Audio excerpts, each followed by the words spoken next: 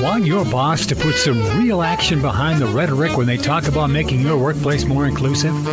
Find out how to hold their feet to the fire to demand diversity on the Diversity Dude podcast with Reg Clark. So I am so ready to keep this conversation moving. Very interesting thing about this whole Jon Gruden thing. I know it happened Friday night and then more information dropped last night. I purposely waited because I wanted to see all day long like what some of the talking points were and if I was just going to add more of the same or if I had a slightly different view. And I think I do have a slightly different view, which is why I really want to talk to those people who are in leadership roles or practice diversity and inclusion. I think that this Jon Gruden situation, and I'll just reset it real quick, even though everybody knows that Jon Gruden, the former head coach for the Las Vegas Raiders, got caught up in an email trail where he said some misogynistic, anti-LGBTQ. You could probably use any quote unquote woke phrase you want to use. He was against a lot of things. He used a racial trope against the head of the Players Association. A lot to unpack there, and I'm pretty sure that everybody's heard about that right now. But what I wanted to talk about was really, what I would like to talk about is really the long-term impacts. Jon Gruden is someone who's made a lot of money in the NFL. He's paid. He's made his money. But what about that he touched along the way? Those people that didn't get the same opportunities or chances that he received, those people who didn't get the benefit of the doubt. Jon Gruden is barely over 500 as a coach, and many people would say that he's overrated as a coach. But how did he continue to get opportunity after opportunity after opportunity? And so what I want to say is really that's exactly what systemic and systematic and institutionalized, we can call it anything, systematic, institutionalized, privileged, where one group has a set of privilege that are just baked into our systems and institutes the way it is.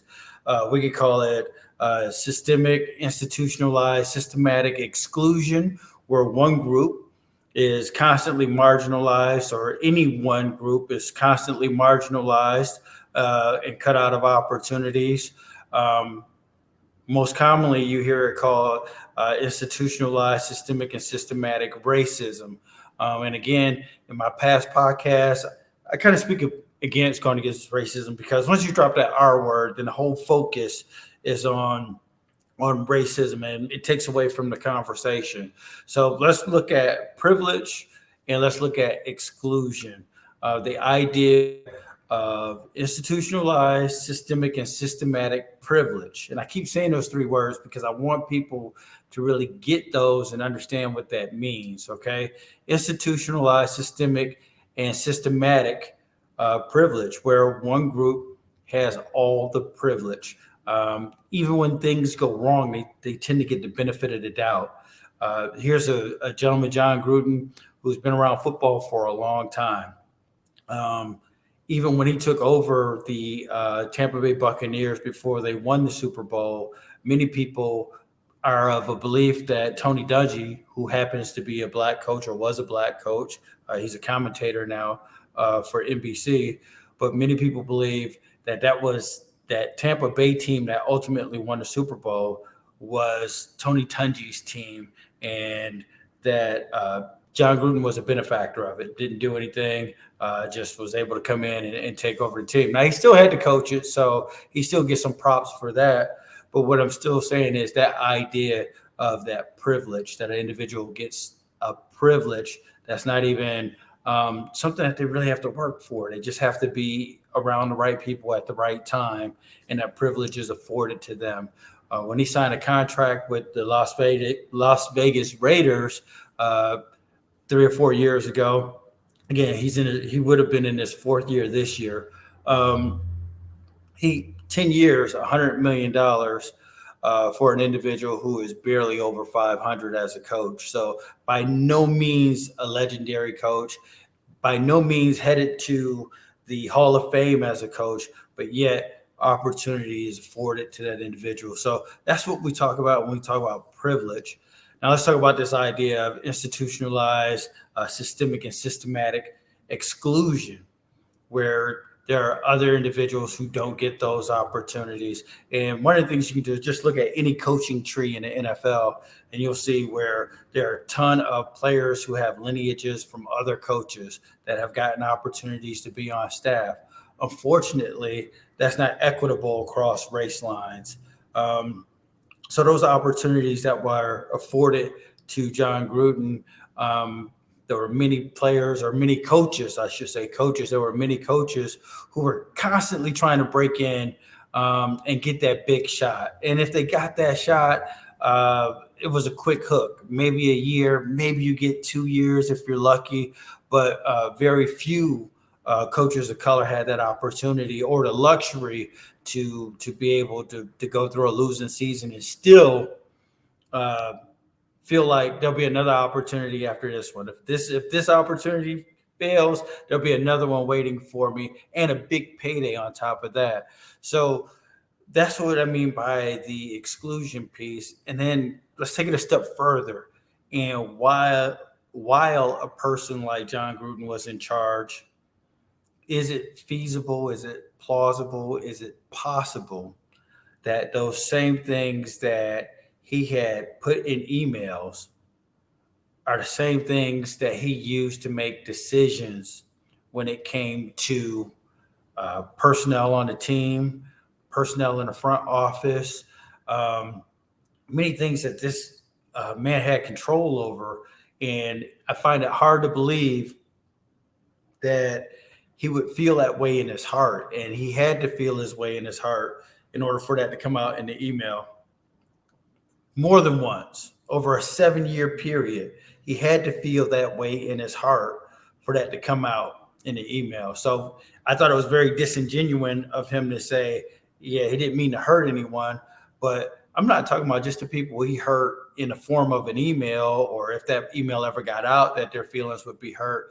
I'm talking about the people he directly impacted with hiring decisions, promotion decisions, giving a reference for somebody for their next job. You know, the NFL appears to be a very tight community. I can imagine if someone was going from one team to another, someone would pick up the phone and call and say, hey, tell me about this individual. What do you think of them?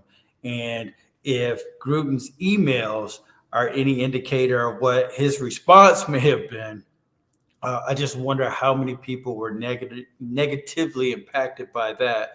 And that is what I mean by the exclusion piece. So you have privilege on one side, which is Jon Gruden, and then you have exclusion on the other side, which are all the people that are impacted by the Jon Grudens of the world, the people that have to bear the brunt of Jon Gruden's privilege. And his privilege comes at the expense of others.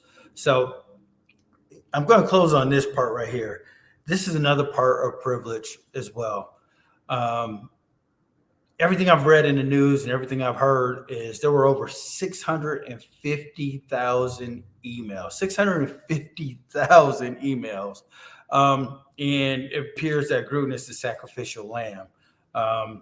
So who else? Where does the shoe drop next? What comes out next? Or do other individuals get to enjoy the privilege?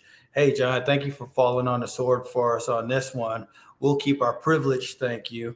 And then we'll keep making these decisions the way that we see fit to help us maintain the guard that we want. So I ask everyone to think about when the next shoe drops on these emails, to think about the individuals whose lives have been impacted by the decisions made by the people on Jon Gruden's email trail, the people who are constantly in an organization who feel a certain kind of way, but then have the decision over people's lives. And think about that at your own job, in your own workplace, in your own organization. Think about yourself, and do you sometimes make a decision based on some feelings that you have rather than the merit of the person?